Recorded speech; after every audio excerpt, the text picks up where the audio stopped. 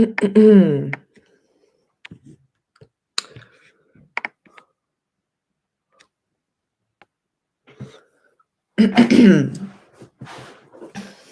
everybody. I'm not overly sick yet, and I am a bit worried about this because, as those of you who have been following along with the live know, I've not been well for a few days, but everyone that I know is significantly less well, which makes me think something is brewing. But I'm just really hoping that I'm wrong about this. But anyway, I'm here as always to answer any questions that you have or topics that you want to talk about generally fitness, fat loss, diet, health, anything. And today I was thinking about the number one reason that people don't succeed. I mean, in anything, but let's just keep it to dieting. And that is that they give up. And now I know that that may seem like an obvious statement, but once you identify that it's the giving up that is the problem, as opposed to it being an ability problem, like everyone is absolutely capable, it's the fact that you gave up. That's why you didn't get the result. Then you can come up with solutions. So then you can think, okay, why did I give up? And often it's because you don't practice self compassion. And if you're anything like me, 5 years ago, you'll be switching off now and you'll be like, self compassion. That isn't that just being like too kind to yourself or being like letting yourself off with stuff? No, it's the exact opposite. And that is what I thought. I was like, self compassion sounds like it's for losers. Like, sounds like you're just going to let yourself off if you go off your diet. But it's not. It's the opposite. It basically allows you that when you do mess up, because you will at some point, like it won't always be perfect. If you can practice self compassion, then you dust yourself off and you get back on track versus beating yourself up, calling yourself a loser, like giving up on your diet or whatever, like a negative response to it. And the difference is if you think of this as like, how would I treat someone who I'm trying to support? A great frame for this is how would you parent yourself? So, like, if a child, you wouldn't let your kid eat donuts all day, but if they ate one donut, you certainly wouldn't like berate them for doing that. You'd be like, oh, that's okay. Let's make sure that your next meal is more healthy and nutritious. Same way that you would treat yourself. Like, start talking to yourself as if you actually want to encourage yourself, and you will find your results are far greater and you're less likely to give up. And that is how you get results. Another thing that Chloe and I were talking about on today's EC Method Live, which that wasn't going to be a drop, but if you still want to join, you've got about until realistically until tomorrow morning, because I'm not going to get up at midnight to change your website, but you don't have long to sign up. Oh, gosh, I was trying to block someone. I'm sorry about that, apparently. I thought I missed a question, but maybe I didn't. And hi, Callum. Callum, I'm having to go to Starbucks. It's very upsetting because my favorite coffee shop is shut. Legit used to think self-compassion was airy fairy or hippy dippy shit until I realized that self-compassion is the root learning to look after yourself properly. 100%. And then I think actually it's what allows you to work harder as well. Same with perfectionism. I used to think like, well, if I give up on perfectionism, then I'll just be lazy and my work will be substandard. The exact opposite is true. When you give up on perfectionism, you take away your excuse to not do something when you can't be perfect. So actually you end up working significantly harder because you're not waiting for things to be perfect, which they never are. You're like, oh, just wait until this perfect imaginary time to start my diet or to launch my program or to whatever, like fill in the blank. And that perfect time will never come. And when you give up on that, you take more action and then you get more results. It's amazing. Jill, any advice for shifting the hardest part? Sorry, the hardest part of all the last 7 pounds or so. When you have lost quite a lot of weight over a good steady pace, I guess it's reduced calories slightly. Thank you. Sometimes it is, and sometimes it's accepting that your rate of fat loss will slow and you actually don't need to change anything, right? So when you had, I don't know, 25 pounds of fat to lose, you might have quite consistently dropped weight on the scales and been like, yeah, I'm kind of ticking off like roughly a pound a week, sometimes even more, because I have a lot of fat to lose. When you don't have much fat left to lose, when you are a smaller person, you cannot expect to see the same drops on the scales. So a lot of people assume that they have plateaued and that they're not losing body fat. and then they try and drop their calories, and then they can't maintain the drop in calories, and then they start to kind of yo-yo up and down, or they get into this horrible like over restriction, overindulgence cycle. When actually a lot of the time you don't need to change anything, you just need to continue and accept that weight loss will be slower and your results will be a little bit slower.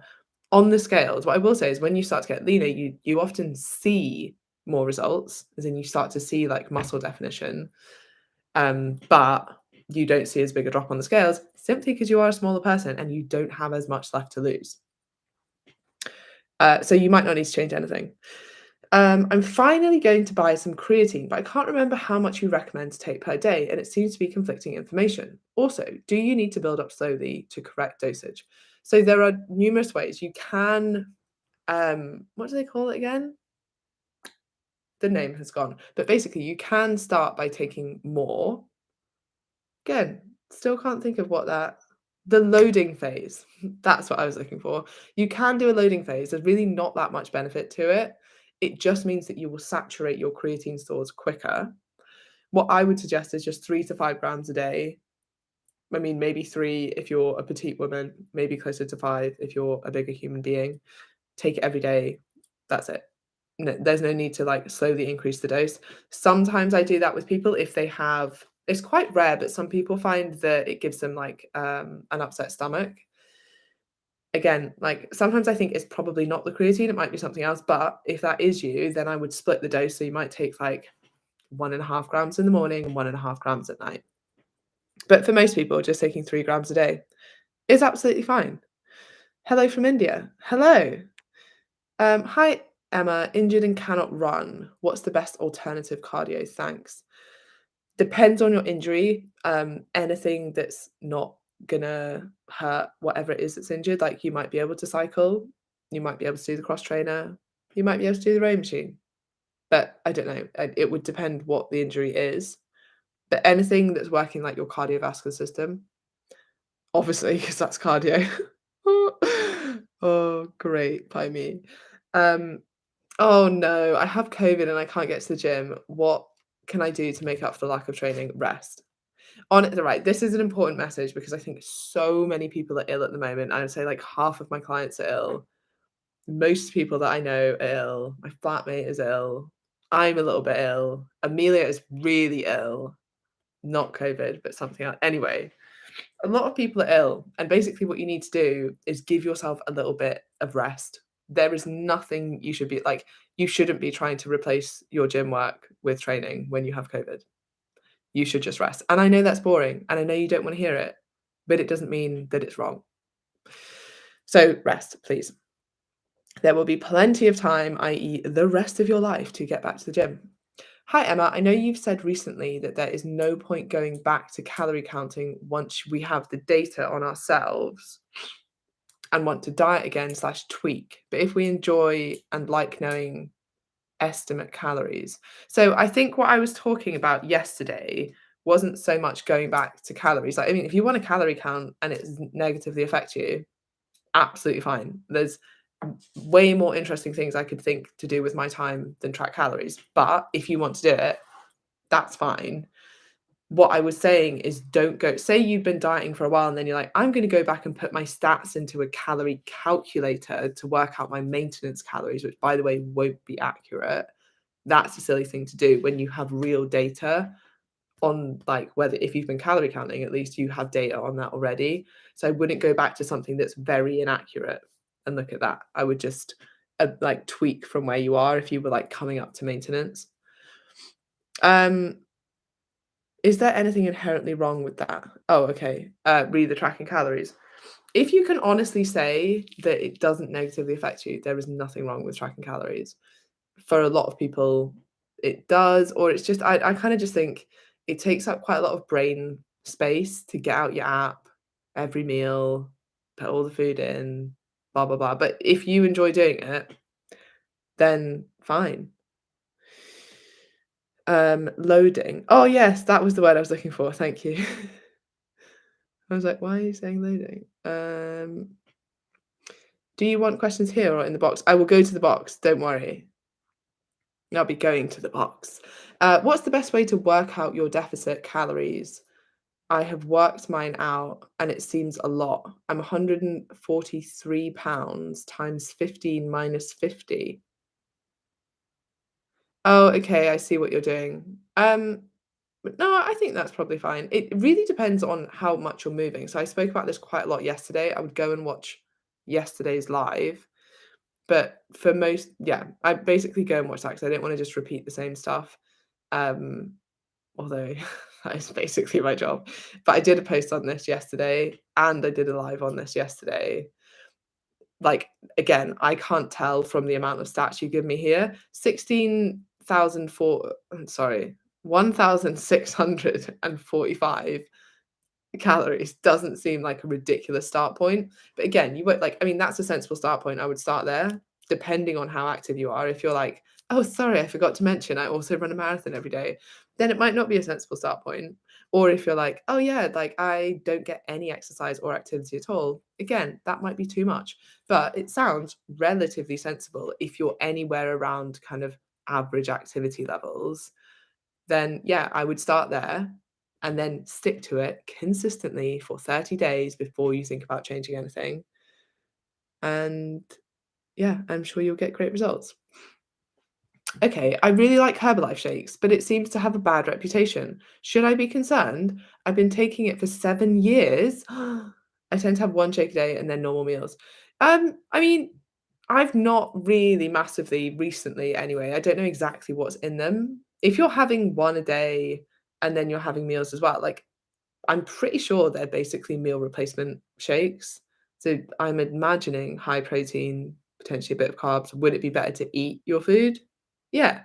If I mean, it's certainly not gonna do you any harm if you're not doing it in excess. I think the problem is when people just replace all of their food with Herbalife shakes. And I don't know the exact macros in a Herbalife shake, but you might be better like having a protein shake and a piece of fruit. Yeah, but I wouldn't overly stress about it. The reason it gets a bad reputation is often because it's sold by people who have no comprehension of nutrition whatsoever, who have no qualifications, or personal trainers who are like, "Oh, my clients trust me quite a lot, and if I tell them that this shake that I'm getting money for will benefit them, then I can sell a lot of it and I can make a lot of money." And it's kind of how a lot of personal trainers used to sell out.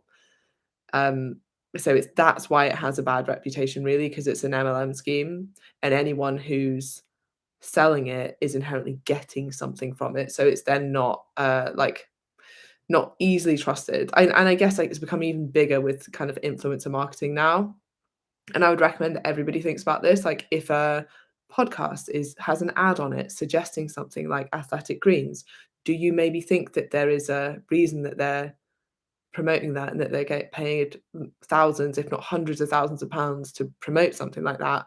Of course, there's a bias there. Much like Huel and Diary of a CEO that we were talking about yesterday, he will be getting paid a lot of money for that. And I actually think he even owns part of Huel. So, like, is there a reason that he's promoting that? Is there maybe just a slight bias there? Yes, I think there might be. So then I would be like, maybe I should look at an unbiased view of this. For example, I am not sponsored by anything. And even when I was, I didn't promote anything anyway. And I get no benefit from telling you that Herbalife is good or that Herbalife is bad, right? I simply want the best for you. I'm not getting any money either way. So I would try and look for some like unbiased information there. Okay, I'm 60 kilograms. I eat 120 grams of protein through the day. I mainly work out in the evening. Do I need extra protein post workout, or is my daily intake enough?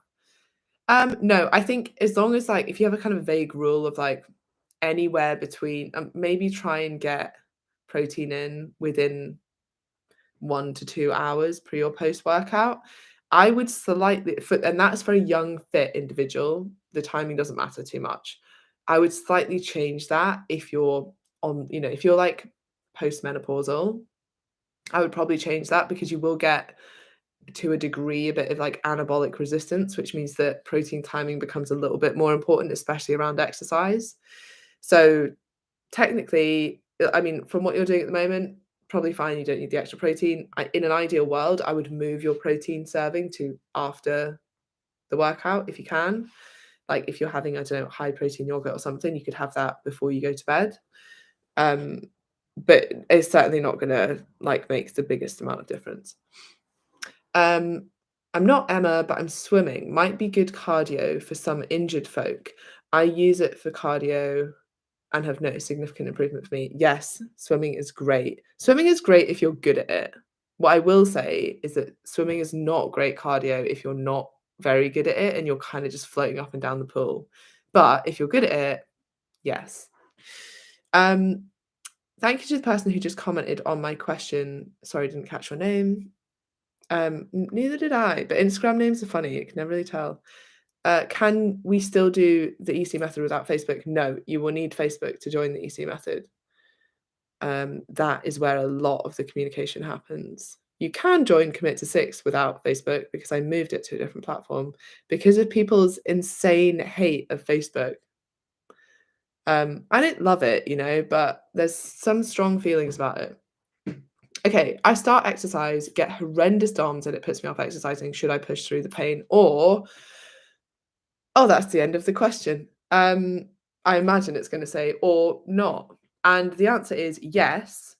And what I really want people to understand about DOMS is actually numerous things, but like in this certain situation, trust me, it will get easier. And the fact that you do exercise and then stop means that you're going to get more DOMS next time you do exercise. So the biggest cause of DOMS, which by the way, if anyone's like, what are you talking about? Delayed onset muscle soreness. So the soreness that you get after exercise, the biggest cause of that is a novel stimulus. So something new, which means that because you're stopping exercise and then starting it again and then getting sore and then stopping it again and then starting it again, you will always be sore after exercise. The reason that I don't get sore after exercise the majority of the time is because I recover well, but because my body is used to it. Once your body gets used to it, then you don't get the same level of DOMS. So I would push through it or just start slower, like start with less. Be like, right, instead of doing this, really long hour-long workout, I'm just going to go into the gym. I'm going to do a bit of cardio and then I'm going to do 15 minutes of resistance training. And then I'll give it a few days. I'll keep walking around, make sure the DOMS isn't too bad, and then I'll go back in. It might be just that you're pushing a little bit too hard and then feeling too sore, but it will get better, is my point. Okay, I swim 2 kilometers each morning in 45 minutes. Is that good cardio or just airy fairy floating around? I'm sorry, but I have no comprehension of how far that is. It sounds like a lot in that period of time. I think a good gauge of this would be how much you're exerting yourself. So if you think about what exercise is, it's pushing your body out of its comfort zone, out of its homeostatic comfort zone, which means that it will have to adapt to that so that next time you're pushing it out of its comfort zone, it can deal with that better, right? So if during that swimming you are uncomfortable and probably a bit out of breath, I know you can't breathe underwater, but like you're exerting yourself, then yes, you're pushing yourself out of your comfort zone. That means you will be increasing your fitness. So yes, it's worth it. If you're like, oh no, I could literally do this all day, that like it's barely any more than walking, and actually sometimes less because you're not even holding your own body weight, then yeah, I'd probably push yourself a little bit harder. Okay, postmenopausal woman. I strength train 5 days. Should I have protein straight after my workout? If yes, how much should I have after my workout? I train in the mornings, thanks. Yes, I would try and get at least 20 grams in post-workout. I've joined the EC but can't access Facebook. It thinks I'm a robot. Oh no. So message me after this and I will sort you out. I mean, I don't know how I'm going to sort you out on Facebook. You might have to make, I don't know. Surely you can verify yourself somehow, but we'll figure it out. Don't worry. Okay. Should coaches have/see a coach like a therapist are meant to have their own therapist? Oh, okay, I get the question. Sorry, it's just my poor reading skills. Should coaches have a coach like therapists have a therapist? Sometimes. I think it depends what your goals are. I don't have a coach at the moment, but I used to. So Andy used to be my coach, and I felt I especially needed that when I was recovering from back surgery, partly to like stop me trying to go to the gym too quickly and just reassure me at the right moments. And weirdly, that was when I needed the most support. I don't have a coach at the moment because I don't really have any goals around health and fitness at the moment, apart from just taking over. And it's because it's so habitual to me and part of my life, and because I get so much benefit in other areas of my life, like it makes me feel better, it makes me more productive, it makes me show up at my best. I don't need like kind of the accountability. Saying that, I have a training partner, so I guess that's part of it. But I think the people who are most likely to get the most out of coaching are coaches, because you're kind of getting the benefit of like seeing the business side of things and seeing things from a client perspective and experiencing it as a client and being like, "Oh, I didn't really like that," or "I really did like when they did that," and then you can actually add that into your own coaching practice. It's interesting. Coaches probably get the most benefit from having a coach. Um,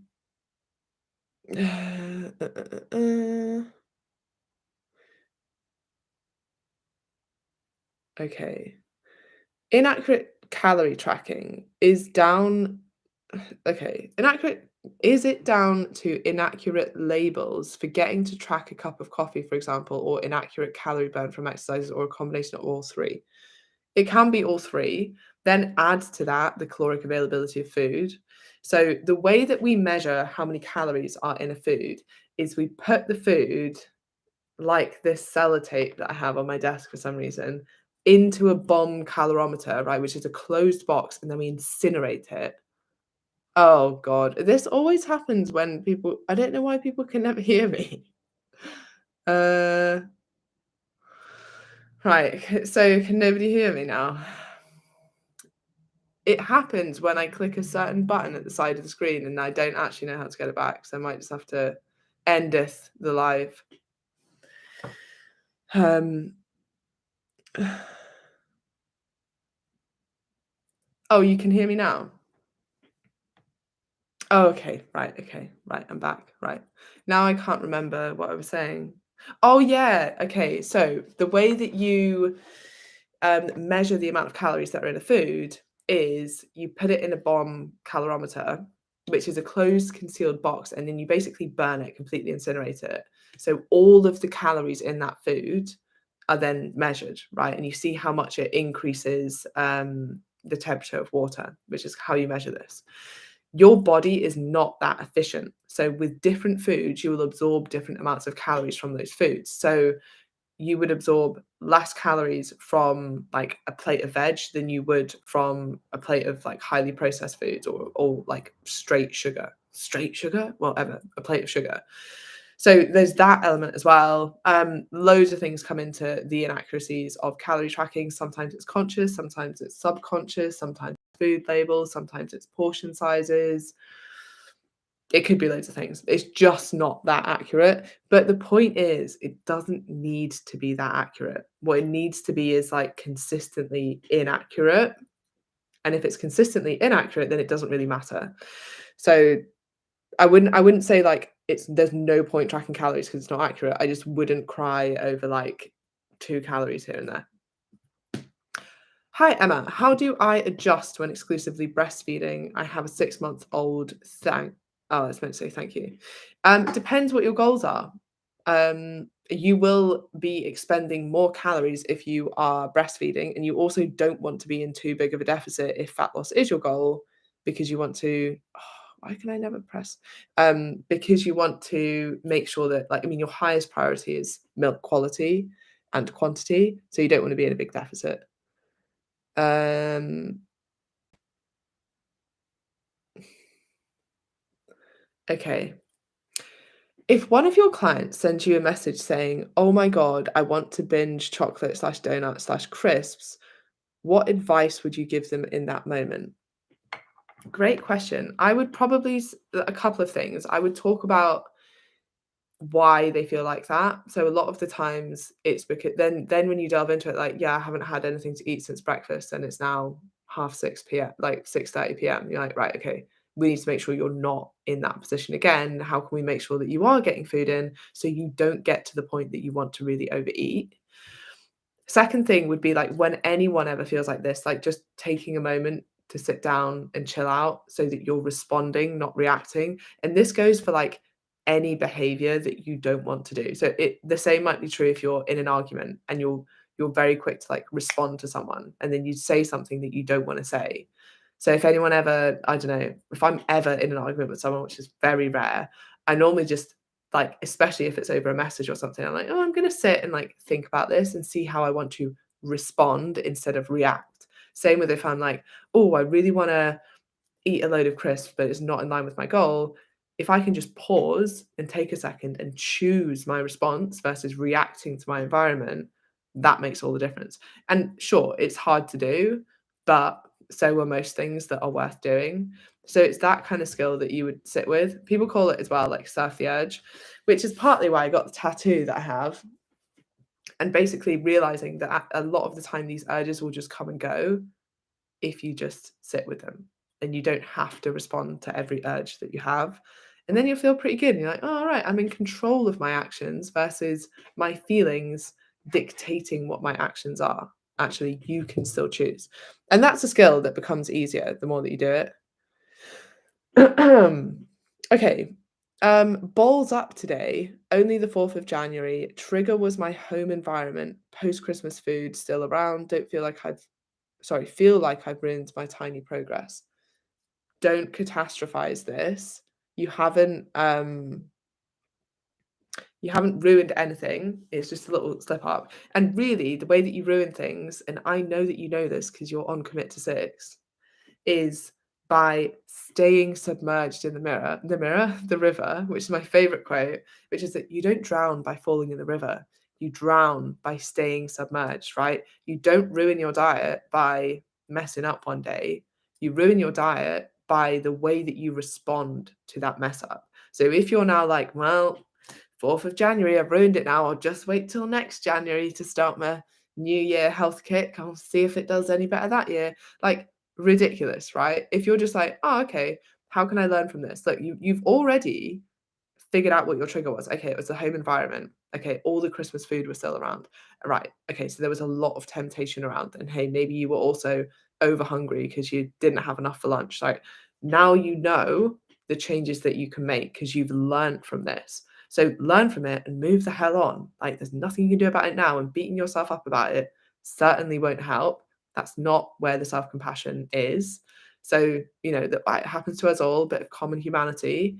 Learn from it, figure out how you're going to change that. Okay, of the Christmas stuff I have left, I'm either going to throw away the stuff that I don't want, or I'm going to put the other stuff in the cupboard so it's not literally at arm's reach. And I'm going to make sure that I'm curating my environment for success, which means the food choices that I want to make are going to be the easiest food choices. So instead of getting home and being like, oh, I have no like healthy foods, it's high protein that I want to eat that is conducive to my diet and goals, all I have is junk food left over from Christmas or like chocolate left over from Christmas. Okay, well, obviously what do you then tend to find that you go for?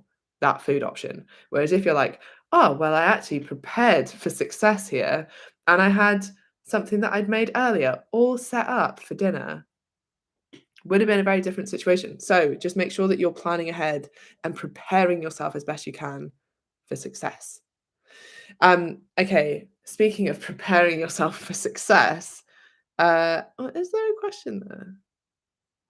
Okay, I'll do this and then I'll go and eat the carrots that I put in the microwave before I came on this live, which, by the way, I think is the reason that I'm not as sick as other people. I think that I can't see any other explanation than the fact that I eat a lot of carrots.